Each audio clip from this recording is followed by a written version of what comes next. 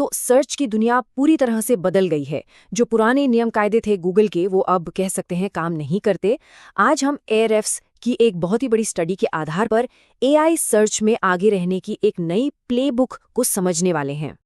ये सवाल ना सोचना बहुत जरूरी है। सालों की जो मेहनत है, क्या वो एआई की इस नई लहर में कहीं पीछे छूट जाएगी, या फिर इस बदलाव के साथ चलकर और भी आगे बढ़ा जा सकता है? बस इसी पहेली को आज हम मिलकर सुलझाने वाले हैं। तो चलिए फिर इस नई दुनिया को समझने के लिए अपनी प्लेबुक खोलते हैं। हम ऐसी 5 खास रणनीतियों पर बात करेंगे जो एआई की इस दौड़ में सबको आगे रखने में मदद कर सकती हैं। अच्छा, सबसे पहले ये जान लेते हैं कि ये सब बातें आ कहाँ से रही हैं।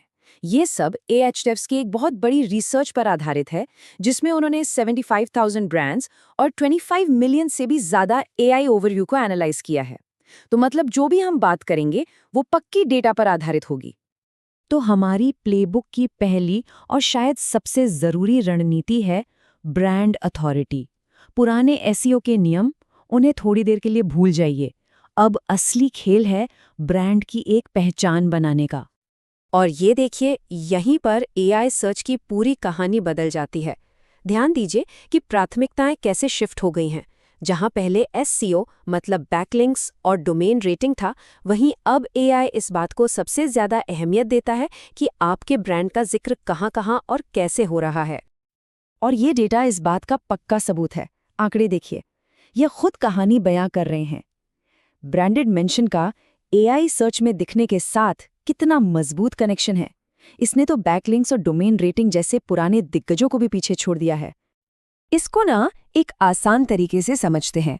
जैसे ही हम रेडबुल का नाम सुनते हैं, दिमाग में क्या आता है? Extreme sports. टेस्ला का नाम सुनते ही इलेक्ट्रिक कारें। बस लार्ज लैंग्वेज मॉडल बिल्कुल इसी तरह सीखते हैं। वो जितनी बार किसी टॉपिक के साथ आपके ब्रांड का जिक्र देखते हैं ना, उतना ही मजबूती से उस टॉपिक को आपके ब्रांड से जोड़ देते हैं। तो ब्रांड तो बन गया, लेकिन अब आगे क्या? अब आते हैं अपने अगले प्ले पर। आपका कंटेंट एआई को समझ भी तो आना चाहिए, राइट?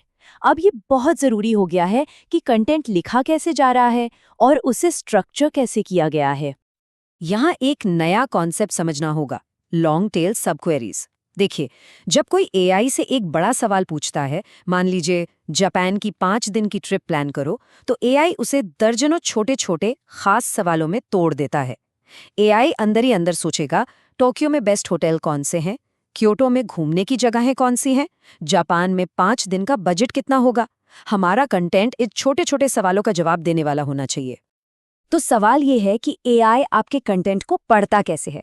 कल्पना कीजिए कि वो एक रोबोट है जो एक पेड़ पे चढ़ रहा है और एक एक डाली को बहुत ध्यान से देख रहा है।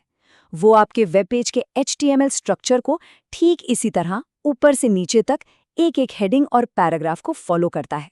इसीलिए एक साफ सुथरा, अच्छे से ऑर्गेनाइज किया हुआ पेज स्ट्रक्चर किसी खजाने से कम नहीं है। मतलब साफ है, हमें ऐसी हेडिंग्स इस्तेमाल करनी है जो एआई को रास्ता दिखाएं। एक जैसे विचारों को एक साथ रखना है, और हाँ, ये पक्का करना है कि हमारे सबसे जरूरी पॉइंट्स लंबे चौड़े पैराग्राफ में कहीं गुम न हो जाएं। अब आते हैं तीसरी रणनीति पर, जो शायद सबसे सीधी सादी है, फ्रेशनेस यानी कि ताजगी। एआई असिस्टेंट्स को नई और अप टू डेट जानकारी बहुत पसंद है। 25.7% ये नंबर बहुत कुछ कहता है। इसका मतलब है कि एआई जिस कंटेंट को उठाता है, वो रेगुलर गूगल रिजल्ट्स के कंटेंट से औसतन 25.7% ज्यादा फ्रेश होता है। मतलब अगर आपका कंटेंट पुराना है तो एआई उसे नजरअंदाज कर सकता है, चाहे वो कितना भी अच्छा क्यों ना हो। ये बहुत बड़ा अंतर है। इसका एक जीता जागता उदाहरण देखिए। हबस्पॉट ने अप्रैल में अपना एक पुराना आर्टिकल अपडेट किया और नतीजा, न सिर्फ उनका ऑर्गेनिक ट्रैफिक एकदम से बढ़ गया, बल्कि उसी समय उस पेज के लिए एआई मेंशन्स भी आसमान छूने लगे। ये है फ्रेशनेस की असली ताकत। और यहाँ एक छोटी सी लेकिन बहुत जरूरी बात है जो आपकी सारी मेहनत पर पानी फेर सकती है। कहीं अनजाने में एआई को अपनी वेबसाइट से दूर तो नहीं रखा जा रहा। स्टडी में पता चला कि लगभग 6% वेबसाइटें ओपनएआई के बॉट को ब्लॉक कर रही थीं। तो अपनी robots.txt फाइल जरूर चेक कर लें।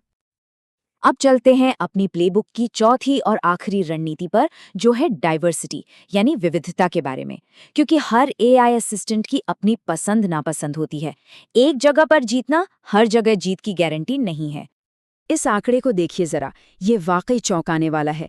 86% स्रोत सिर्फ एक ही एआई प्लेटफॉर्म पर यूनिक होते हैं। इसका सीधा सा मतलब है कि जो स्ट्रैटेजी गूगल एआई पर काम करती है, जरूरी नहीं कि वो चैटजीपीटी पर भी काम करे। एक ही तीर से सारे निशाने नहीं लग सकते। और ये टेबल इस बात को और भी साफ कर देती है। गूगल का एआई यूट्यूब और रेडिट जैसे प्लेटफॉर्म्स को पसंद करता है, वहीं चैटजीपीटी बड़े न्यूज़ आउटलेट्स पर भरोसा करता है।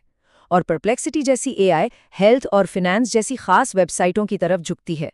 तो साफ है, पहले ये जानना होगा कि ऑडियंस किस एआई का इस्तेमाल कर रही है, और फिर उस प्लेटफॉर्म के पसंदीदा सोर्स पर फोकस करना होगा। तो इन सारी बातों का निचोड़ क्या है? इस नई एसईओ प्लेबुक का सार क्या है, और सर्च के भविष्य के लिए इसका क्या मतलब निकलता है? ये लाइन सब कुछ बयां करती है। खेल अब सिर्फ कीवर्ड्स और बैकलिंक्स का नहीं रह गया है। ये एक ब्रांड बनाने के बारे में है और अपने दर्शकों तक हर मुमकिन चैनल से पहुंचने के बारे में है। और चलिए, एक ईमानदारी की बात करते हैं। ये एक नया मैदान है। अभी तक कोई भी इसका एक्सपर्ट नहीं बना है। ये जो विश्लेषण हमने देखा, ये हमें ताज़ा डेटा के आधार पर एक रास्ता दिखाता है, लेकिन असली मज़ा तो इस नए रास्ते को खुद खोजने में है।